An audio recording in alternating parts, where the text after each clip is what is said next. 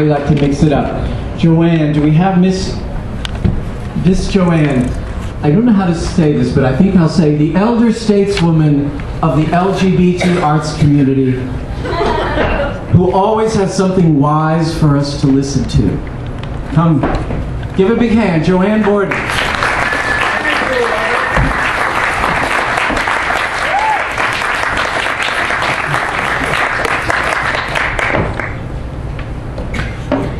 I call this being alone. As far back as I could remember, I always knew I had a special, private secret. That sounds redundant, but this was no ordinary secret. If it were revealed, I'd be laughed at and embarrassed.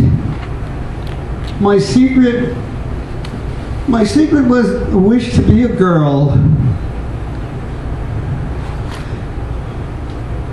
For millenniums, everyone knew that being a boy was better than being a girl, but that didn't matter anyhow, because a boy can't become a girl anyhow. It's impossible. You were either a boy or a girl, and once you were one of those, that was it. I not only wanted something that was not possible, but I wanted to trade for something that was not as good as what I had. How stupid was that?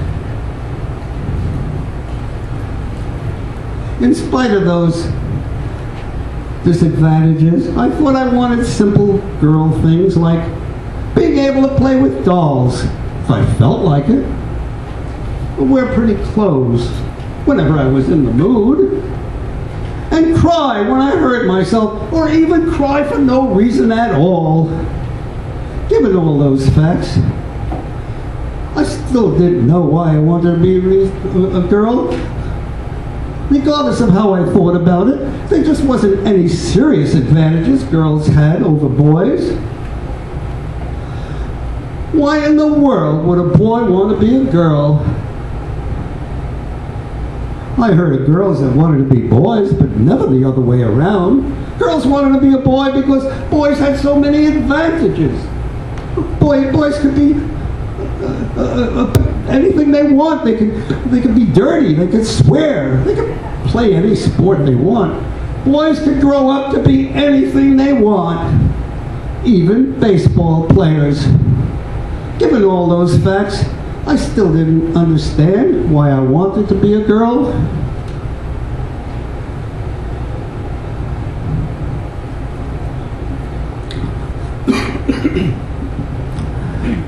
Why was being a girl preferable? It didn't make any sense. I guess there are lots of things you like, or you think you like, you don't have a reason for. You just, you like it, period. It's like you see a painting or you hear a song you like. You don't always know why you like it, you just do. Everything doesn't have to have a covert reason, does it? Some things just are.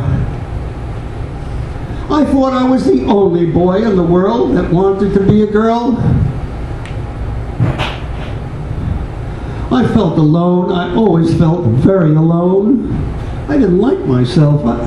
No one else was like me. I even made up a name for my sickness. I called it aloneness. Aloneness was the worst part of being me. One day, I found a magazine with the story of a boy who also wanted to be a girl. He wore dresses and danced, and I seemed to be having a wonderful time. I thought, nah, it's just fiction. But I love that story. That story was about my dream come true. I read it over and over and over again. In my imagination, I was that boy. That magazine also had some ads for places a special girl could go for companionship. That's what I call myself in my fantasies, a special girl. I thought about those ads and wondered if they were true. They sounded fictitious, like the story of the boy dancing. Even though it was too good to be true, I wanted that so badly that I was forced to investigate just to be sure. I went to one of those places, advertised, with my heart beating so fast I thought I would use up all the heartbeats reserved for the rest of my life. I found it was true. It was really true. I drank and I ate and danced with many special girls. I loved that. I talked to many of them, and they all seemed anxious to tell their story. After a while, I learned all the stories were alike. And the life story coming out of their mouth was my story, my life. It was uncanny. We all had similar, almost identical experiences and feelings. I learned a lot from those girls. The first thing was that all special girls felt alone at one time. I was overjoyed. Like them, I was no longer all alone. My aloneness was finally cured. I also learned to stop hating myself, and that loving yourself is so important. It trumps everything else in life.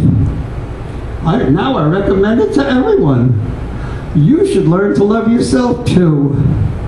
My self-love became apparent when I realized that I'm the most amazing person on the face of the earth. I single-handedly invented a disease and found its cure. Thank you.